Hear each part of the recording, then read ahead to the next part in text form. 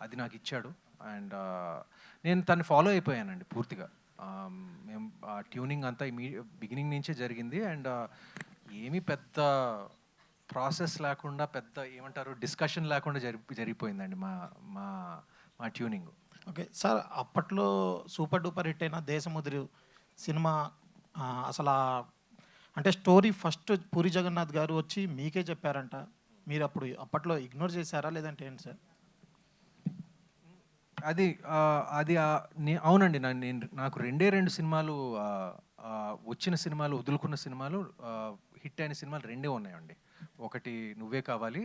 అది ఆహ్, నేను ఆ టైంలో యువకుడు పెళ్లి సంబంధం చేస్తున్నాను కాబట్టి, డేట్స్ లేవు కాబట్టి అది వదులుకోవాల్సొచ్చింది. అది నాకు ఒక పెద్ద రిగ్రెట్ అనుకోవచ్చు. 'దేశముదురు' కూడా నేను నో అని చెప్పానండి అప్పుడు. కానీ ఫ్రాంక్‌గా చెప్పాలంటే ఆ సినిమా అల్లు అర్జున్ తప్ప ఇంకెవ్వరు ఆడించలేరండి. నేను చేస్తే అది ఆడేది కాదు.